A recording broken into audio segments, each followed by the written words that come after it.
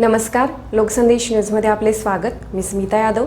पाहूयात काही विशेष घडामोडी. अर्बन बँकेचे विद्यमान चेअरमन श्री गणेश गाडगीळ हे बँकेचा कारभार चालवण्यात अपयशी ठरल्याने येत्या निवडणुकीत विद्यमान संचालकांनी गाडगीळ यांच्या कारभारावर नाराजी व्यक्त करीत श्री बापूसाहेब पुजारी गटातून निवडणूक मोठ्या ताकदीने लढवणार असे जाहीर केले. सर्वसामान्य लोकांच्या उन्नतीसाठी स्थापन झालेली बँक सर्वसामान्य लोकांच्या ताब्यात राहिली पाहिजे, यावेळी बँकेचे विद्यमान संचालक रमेशदादा भाकरे आणि अरविंद कोरडे म्हणाले की स्वर्गीय अण्णासाहेब गोडबोले यांनी सर्वसामान्य गोरगरिबांना कर्ज उपलब्ध होण्यासाठी 1935 साली बँकेची स्थापना केली. तदनंतर माननीय बापूसाहेब पुजारी यांना खुद्द स्वर्गीय अण्णासाहेबांनी मोठ्या विश्वासाने 1972 साली बँकेच्या कामकाजात प्रवेश देत बँक ताब्यात दिली. बापूसाहेबांनी आपली आयुष्यातील उमेदीची 40 वर्ष बँकेची प्रगती व वाढ करण्यासाठी खर्च करीत छोट्या रोपट्याचा 3 शाखावरून तब्बल 35 शाखा असा वटवृक्ष स्वमालकीच्या जागेत स्थापन करीत बँकेला मराठवाड्यासह महाराष्ट्रात मोठी प्रतिष्ठा मिळवून दिली आहे. बँक व सहकार ही पाहणाऱ्या आमच्यासारख्या आणि बँकिंग क्षेत्रातील लोकांच्या मते गेल्या 5-1 वर्षात बँकेचे कामकाज योग्य पद्धतीने केले नाही. वेळोवेळी आम्ही गरजेनुसार बोर्ड मीटिंगमध्ये तोंडी आणि लेखी विरोध नोंदवून गैरकारभाराविरुद्ध आवाज उठवला आहे. अशा गोष्टीने बँकेचे फारच नुकसान झालेले आहे. यावेळी सर्वश्री मिरजचे माजी नगरसेवक अनिल भाऊ कुलकर्णी, नानासाहेब शिंदे, शीतल पाटोळे, प्रेमचंद पांड्याजी, राजेंद्र माळी, सीए अरुण राजोपाध्ये आदी सभासद उपस्थित होते.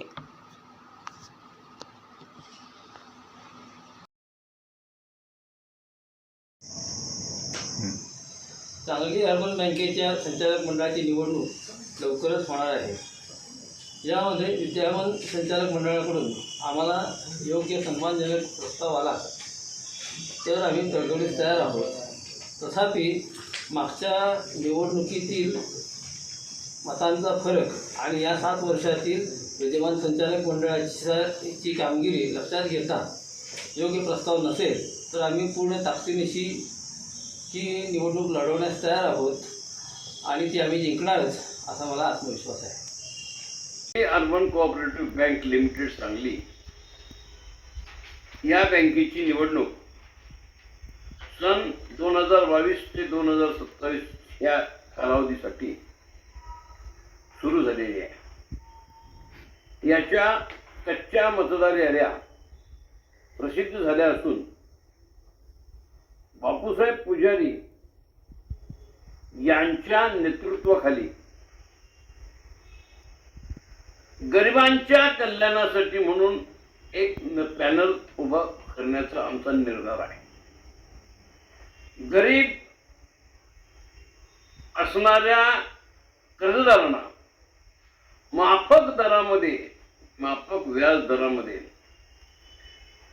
कर्ज मिळालं पाहिजे, ज्यातून गरिबाची उन्नती होणं गरजेचं आहे. रेपो रेट वाढला किंवा रेपो रेट कमी झाला याच्यावर त्याची व्याजाची निर्मिती असता उपयोगाची नाही, तर ती गरिबाच्या खिशाला परवडेल अशा पद्धतीने त्याचा व्याजाचा दर असणं गरजेचं आहे, ज्यातून बँकेला 3% नफा मिळावा. परंतु त्याहीपेक्षा जास्त अपेक्षा करणं हे योग्य होणार नाही. या असणाऱ्या पूर्वीच्या संचालक मंडळाने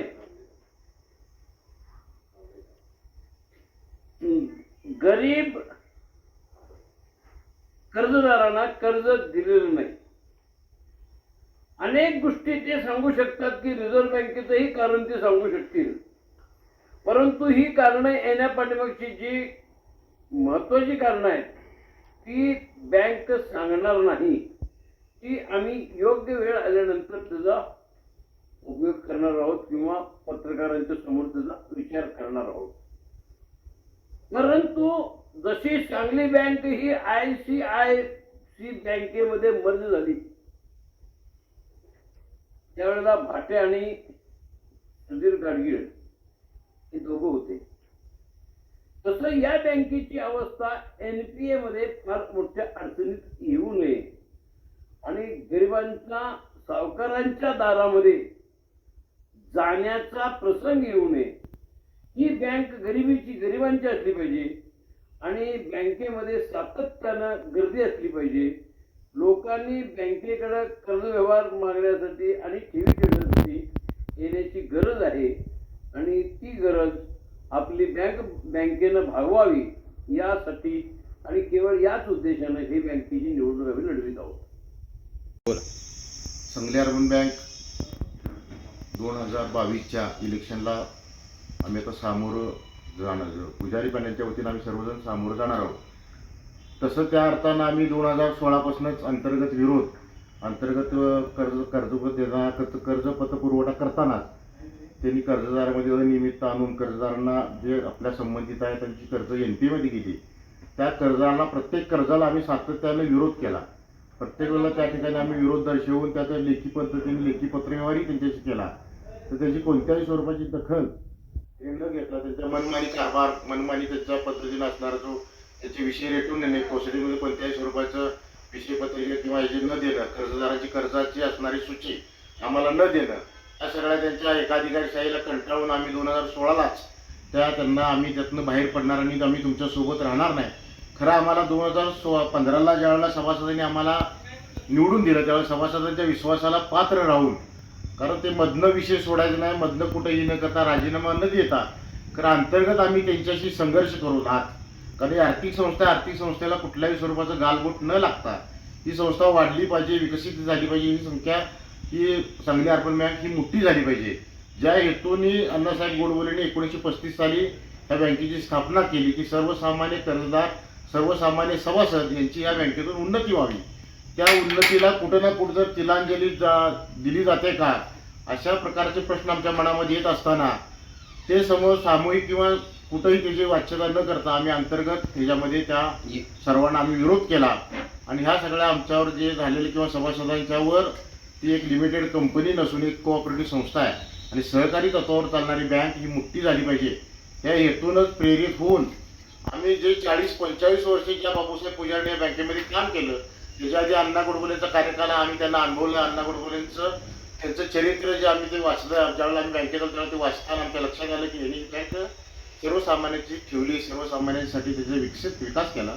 तेच करण्याचा मनोदय आमचा ह्या 2022च्या इलेक्शनला सामोरं जाताना आमचा आहे. तरी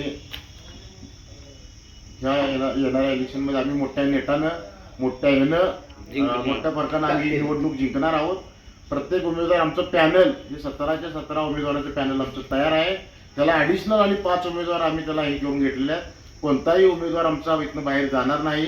येणारे इलेक्शन आहे आम्ही मोठ्या ताकदीनं आणि मोठ्या फरकानं हे जिंकणार असा विश्वास आम्हाला बापूसाहेब पुजारी पॅनलचा आहे. तरी सर्व सभासद बंधूंना त्याचा कोणत्याही भूलथापांना किंवा त्याला बळी न पडता कोणतीही इलेक्शन तशी बिनविरोध किंवा कुठलीही होणार नाही. ही इलेक्शनच्या पद्धतीने लढली जाणार.